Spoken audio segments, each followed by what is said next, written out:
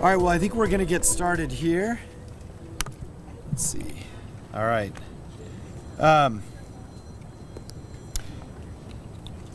Okay, welcome everyone to our time to talk about something that is annually routine but yet extremely important. It's actually in many ways the ultimate expression of our values as a city. And that is, of course, our budget. It's not always looked at that way, but when you think about what these dollars pay for, that's really what this document is. So I'm proud to announce that our administration has sent down to Council our 2020 fiscal year budget, and we're here to tell you what is inside this document here and what it means for the city of Albuquerque and surrounding central New Mexico. Now, I want to acknowledge we have our CAO here who's going to speak in a little bit, and our CFO. But before I hit any of those folks and talk more about the budget with some directors, I want to acknowledge the staff who actually put this together. Finance team, I see you over there. Thank you, wave. Let's give them a round of applause. Thank you so much. So working together, we have begun to get a handle on many of our challenges as a city, including public safety, homelessness, economic development, but it's just the beginning. This is about laying the foundation for a vibrant city that retains and attracts businesses and families. And we have a long way to go. But after 1 year in office, I believe we know which direction to go, and we also have seen some success that we can clearly build on. So our focus for the fiscal year 2020 budget is really all about doubling down on crime-fighting initiatives, homeless initiatives, and economic development initiatives that we have tested and piloted in the last year. Overall, this budget represents $1.1 billion for the city of Albuquerque. That's $642 million of which comes from the general fund. We'll talk about some of those details in a little bit. And half of this goes to public safety. Now, also inside this budget is a lot around what we like to call truth in budgeting. When times are tough, there's all sorts of financial things you can do to weather the storm, to ride things out for 1 year and hope things get better the next year. Because things have gotten a tiny bit better in Albuquerque, we're also trying to unwind a lot of those. And so we're going to speak to you about what this means. But it means instituting some sound, consistent financial practices, improving our financial health with a new and improved bond rating. It also means using a conservative revenue forecast, which to date we're actually exceeding. And it also means appropriately accounting for overtime in our law enforcement department so that we can actually hold folks accountable for hitting those numbers. It also means trying to have realistic vacancy rates, something we don't want to have high vacancy rates because we want to fill those positions. These are all, we believe, better ways, more transparent ways, more accurate ways to both run the city, hold our own staff accountable, and also deal with the challenges with respect to one-time expenses versus non-reoccurring expenses. Now, what we're going to do here today is highlight some of this with some of the individuals who actually put this part of the budget together. And we're going to start with some of those structural financial matters by hearing from our CFO. And before I introduce Sanjay Bhakta, I want to mention that, again, 47%, roughly half of this budget, is about public safety, police, fire funds, and other public safety related issues. This also builds on our effort to recruit more officers at APD. And so that is a huge piece of the budget. And also, I want to mention this budget is structurally balanced. Now, that means that the reoccurring expected revenues match the reoccurring expected expenses. And that is very, very important. So we have sent down a structurally balanced budget to City Council, and we know they're going to make lots of changes and all things will happen, but we expect to get back a structurally balanced budget as well. So to hear more about that and talk more about that, our city's Chief Financial Officer, Sanjay Bhakta.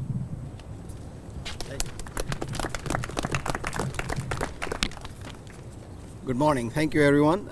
I want to recognize our budget officer, Renee Martinez, here, and also my staff, the budget analyst and the economist of the city, who actually worked relentlessly for the last couple of months to put this structurally balanced budget, as Mayor mentioned. One of the highlights of this budget is that we have approximately $29 million in non-recurring appropriation in the general fund. That's a pretty high number, and the reason for that is the change in the revenue recognition policy that we have implemented beginning July 1st. This is a correction of the policy. Currently, the city is on 30 days modified accrual basis for most of the revenues, especially the groceries tax and property tax, and that is not aligned with rest of the revenue streams that we have. It is also not aligned with the state's policy, and also not aligned with 95% of the U.S. governmental entities. So we are fixing that. What's been happening is that rather than recognizing the revenue from July through June in every fiscal year, we have been recognizing the revenue from June through May every year. So we were lagging 1 month behind. When we correct this policy, it leaves us with the month of August 2019 as a revenue which is not recognized in fiscal year 19, and it is not recognized in fiscal year 20. That gives us one-time extra fund balance which we can then appropriate in fiscal year 2020, and that is the reason we have almost $29 million in non-recurring appropriations in general fund. So that is the highlight of this budget from correcting the accounting practice of the city. We will be moving forward in compliance with GOV-TV 33. We also have blessings from our external auditors on this, so we are very confident that this would be in compliance moving forward. Other than that, I also want to talk about the city's bond rating.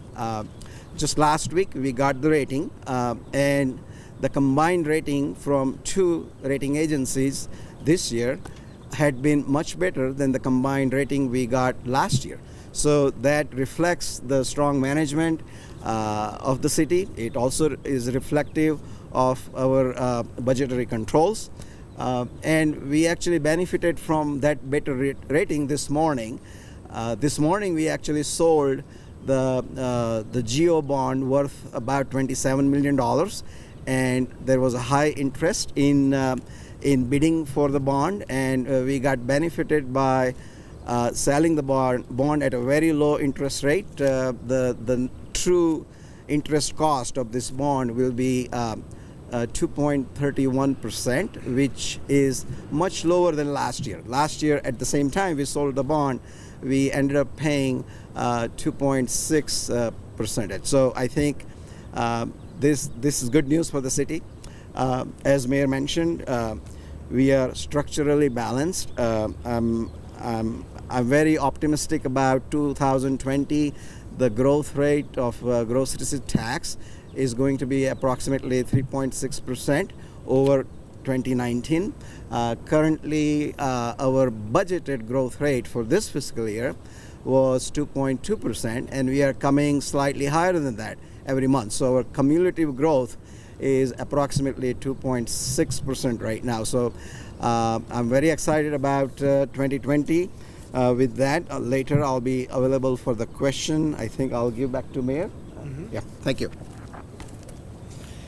Okay, I do want to mention, I see we had another director pop down, Dave Simon. If you want to come on up with your cool jacket, show that thing off, you're welcome to join us up here. Okay, now we also want to hear, of course, on the public safety aspects of this budget. This budget does reflect, I believe, our vision for attacking a lot of the challenges that are facing our community from all sides, whether it's homelessness, addiction, and even law enforcement. Our budget reflects that, and to share a little bit about that, our Chief of Police, Mike Geyer.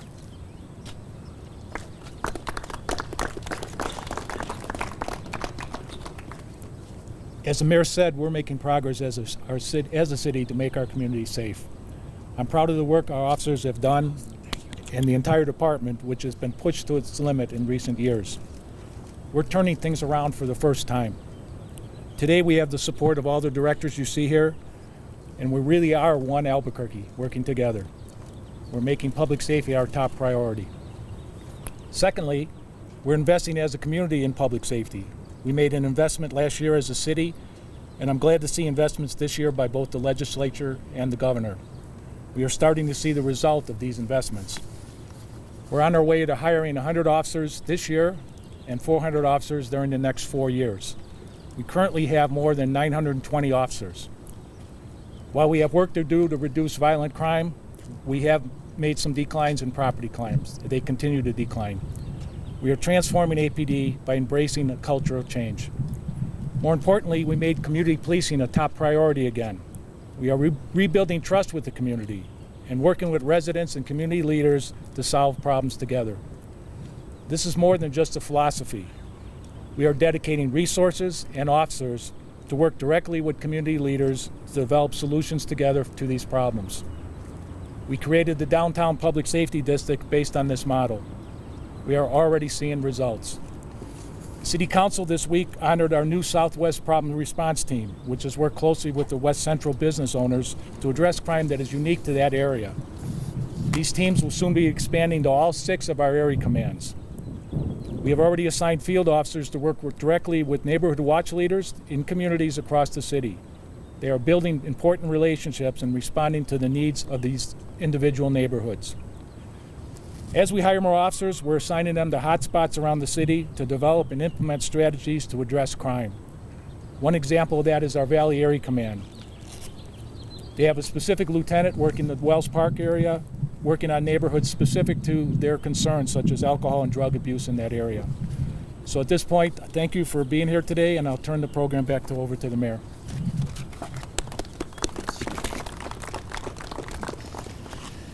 Okay, as I mentioned, part of addressing crime from all sides, but addressing the challenges in our city is also dealing with addiction and dealing with our challenges around homelessness. To tell us about the budget priorities with respect to those issues, our Deputy Director of Family and Community Services, Lisa Huval.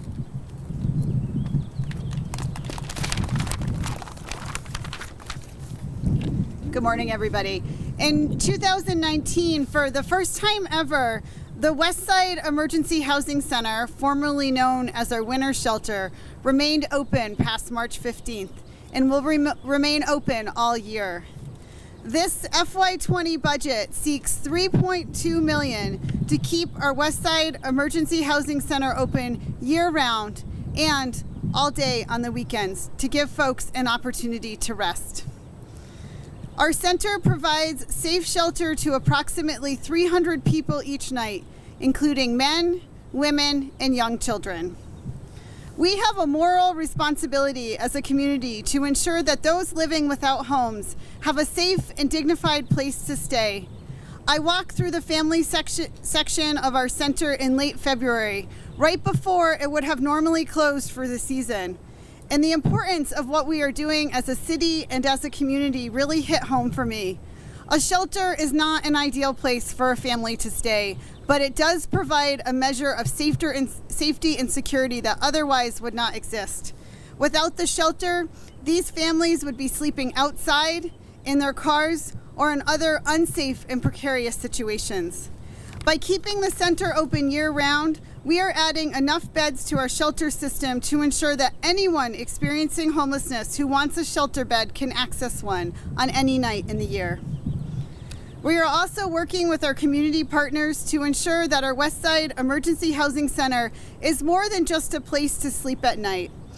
We want it to become a place where individuals and families are able to access the support they need to quickly exit the shelter into permanent housing. The Bernalillo County has committed to providing case management staff at the center, and UNM will soon be providing medical services to help residents meet their basic medical needs. We know that while emergency shelter is a core component of our homeless crisis response system, the most effective way to impact homelessness in the long term is to connect individuals and families experiencing homelessness to permanent housing without preconditions and barriers to entry. Our budget proposes to invest an additional $2 million of one-time money in housing vouchers and related Housing First programs. With safe housing, individuals and families have the structure they need to seek treatment, employment, and education. We also know that housing vouchers are cost effective. When people have housing, they are much, much less likely to be in the jail, at the emergency room, in the hospital, or at a detox facility, all of which are very expensive public resources. It actually costs us less to pay for a housing voucher than it does to do nothing about homelessness. With this $2 million increase, we can help those in our community experiencing homelessness quickly move from shelter in the streets into permanent housing. Thank you.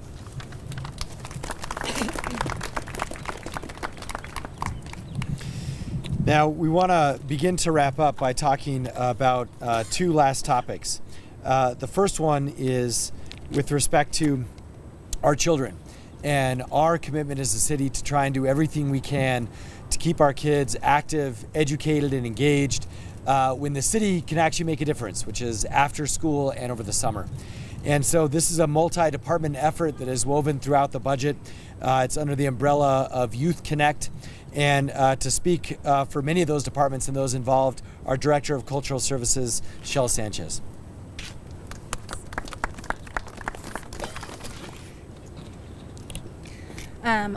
I'm really proud to serve in an administration that has committed to tackling generational cycles of crime and poverty by investing in quality programs that get our youth off the street, out of harm's way, and into after school, before school, and summer programs. Mayor Keller created the city's first ever kids cabinet, bringing together city departments, community leaders, and youth from across the city to tackle these challenges that face our young people. We also established together the city's Youth Connect initiative, a multi-department effort to plan, to coordinate, and evaluate our city's investment in youth. This is a team that works to thoughtfully look at what we're doing, what else we could be doing, and how we can make a real difference.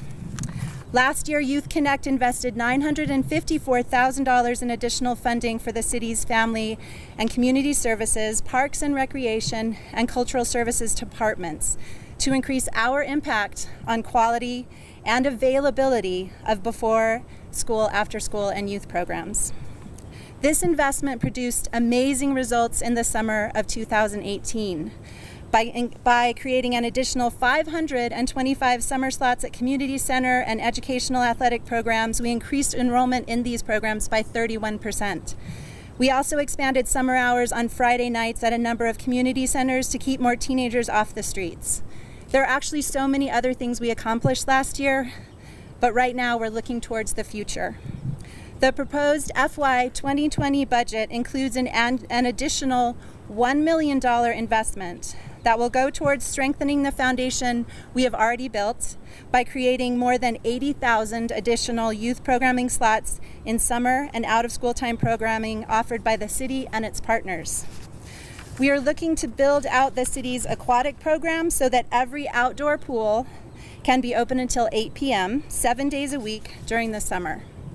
We aim to fully fund to support the Head Start program, which has now achieved full enrollment, and to pre-K and preschool programs, which have the highest enrollment in the city's history. Our quality program has proven to impact social skills and translate into enhanced school performance. In response to this high-quality, accessible programming, 93% of families surveyed said they would recommend the city's summer programming to other families. This benchmark and our successes challenge us to aim even higher this year. We propose to expand these successes through the additional investment and increasing opportunities that may otherwise be out of reach for many of our families in our community. And beyond being safe and accessible spaces, out-of-school opportunities offer access to outdoor recreation, literacy, cultural, arts, and science programs. These are often the spaces that our children find their passions, they catalyze their interests, and that changes the course of their adult lives, and therefore the course of our community. Thank you.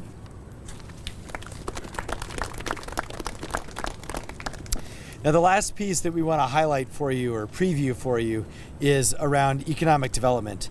And to discuss that, we want to remind folks, of course, we're expecting roughly 1,000 new jobs to be coming downtown. That's right.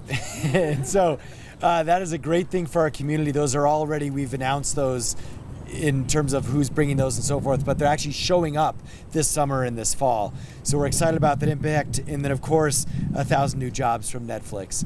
And so we're gonna hopefully start seeing the economic impact for those this year. To hear more about that, as well as our small business development efforts and the Increment of One and Engage Albuquerque, our CAO, Sarita Nair. Thank you, Mayor. Thanks for everyone for coming out today. Before I move into economic development, I do want to acknowledge those departments that don't often get attention in the budget, but maybe they should. A lot of them report directly to Lawrence Royale, our COO. I don't know if he's behind me or out there somewhere in the crowd, but there he is. There you are. Those departments are fully funded. It's really important to us to support those as well. We don't have a press conference to say that a street got repaved or that everyone's garbage got picked up on time, but that's equally, if not more important, to the daily lives of our residents, and we want to make sure that those departments are also fully funded, in addition to the more glamorous ones. I also want to say, in echoing the thanks of the mayor to the budget staff, that this year we did budgeting a little differently, and we challenged every department to actually submit a cost reduction measure, and they all did, and many of them were adopted, and that was a novel idea in our city's history, and so we're really grateful to everyone for being innovative and also stepping up with interdepartmental initiatives, which you'll see throughout our budget. So some of the economic development investments that we're making are related to this one-time money, and it's sort of like if you in your household budget had a little bit of extra money come in from a different source. You would use some of it for your daily operations, but you'd want to make sure that you invested some of it smartly in long-term issues what you know are going to come up in the future when you might not have that money. So we're putting $6 million into a fund for public safety vehicles from that one-time money. That's part of the public safety platform. But then we're also putting $2 million to replenish the local economic development fund.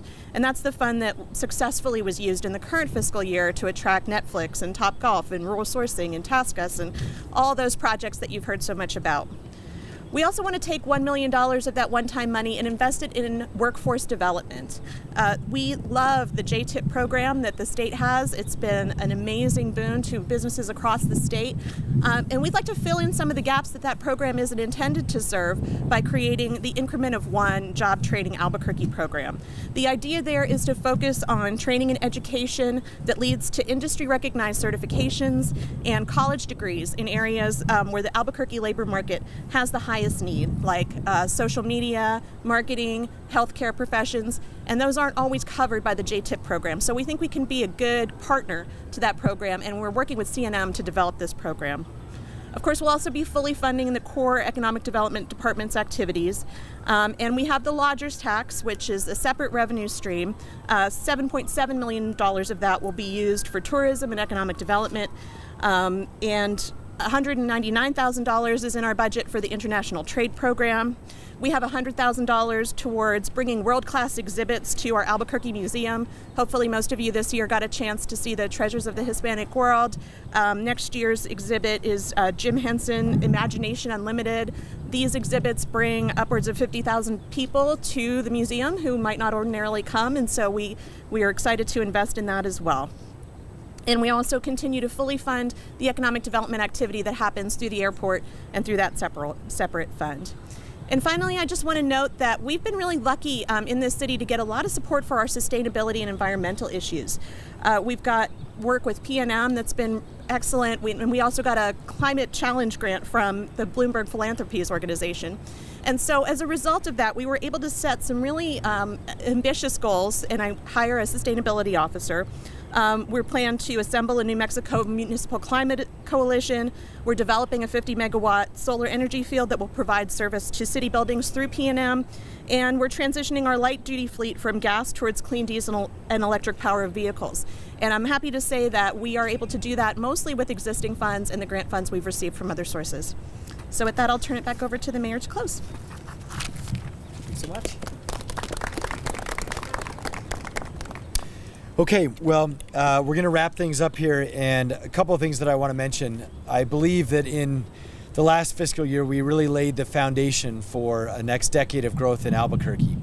But as we look at how we actually execute on that, how we build on that foundation. This is really the first budget from our administration that I believe demonstrates that. And as we look forward, here's kind of what happens next.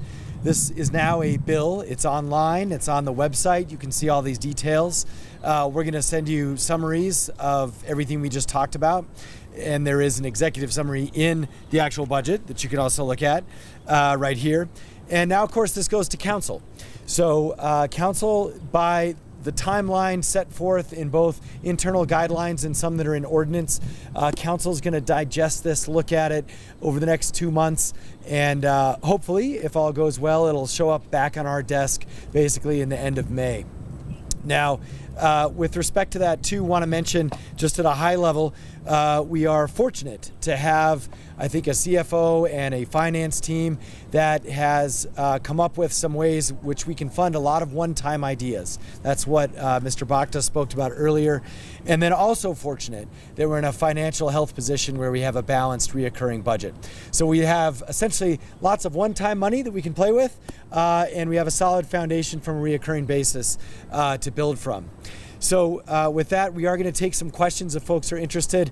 Obviously, this is a little bit of a long press conference, but that's because the budget is a $1.1 billion initiative. So questions folks have, and we'll try our best to answer them. Some of them obviously we'll have to follow up on. You're talking about employment, and what areas are you going to employ? So for us, one is law enforcement. So for the city, we're going to try and do our best to help filling all our vacancy rates to hopefully less than 5%. That's our goal. That has not been the case historically. The other thing we want to do is try and focus on every small business that we can help trying to hire one more job. So this is the increment of one is about all the mom and pops trying to help them understand how they can hire one more person. So that's really the focus. There's some sector-specific focuses around film and also around probably science and technology that we'll look at as well. Any others? We can also just do one-on-ones after too. You're getting about 34 million, I think, according to the budget in that accounting change. And it looks like your one-time expenditures, you're only about 29 million. So is any of that extra money going to recurring? That's some good quick math. We believe no. Now there is part of that has to do with our police car and vehicle fund. So we're trying to use some of that money, right? We don't want to fund these vehicles behind me through reoccurring money because they're capital expenditures. We also don't want to fund them through bond money because they live shorter than the length of the bond. So we want to really set up a separate fund to fund some of these. Similarly, LEDA and the JTIP program are essentially funds that we'll use going forward and then have to replenish later if we use them. That should account for the difference. Is this going to affect any tax increases? That's a great one. This budget has 0 tax increases in it. And just as a reminder, neither does the CIP program that was passed by council. That's a really good question. There was a tax increase last year. Now we're spending up GRTs up 11.3%. What do you say to people that obtained those increased GRT, and now we have 11.3 billion or 11.3% increase, and for the first time ever in the city's history, $1 billion budget? Well, we were close last year, so in the grand scheme of the budget, this increment represents an investment in law enforcement. That's what we said from day one. The reason why we're able to put 100 new officers on the street is explicitly because of that. And the reason why we're able to finally have some concrete examples of dealing with homelessness and addiction are because of those funds. I would tell you right now, if we did not do that, Albuquerque, I don't think would have turned any corner on crime, and we wouldn't be here talking about what we're doing today. So I appreciate council and the citizens, I think, for believing in that investment. I have a question. There's been some police brutality amongst some victims in the past where they were saying that some of the officers are going to go for special rehabilitation so they can correspond, so where there's no victims being shot or so and so on. So we are working on that through APD. That's something for some specifics. Actually, we could have some APD folks walk you through that. But we have drastically changed our academy and our training curriculum to help deal with that. And of course, there's the DOJ consent and compliance efforts, which we continue to prioritize and have created our own standalone bureau to deal with that. So I think we've taken those very seriously and I hope moved a long way from where we were in the past. All right, sounds good. So Gilbert and Matt will help organize one-on-ones. Thank you all for coming. City employees, thank you so much.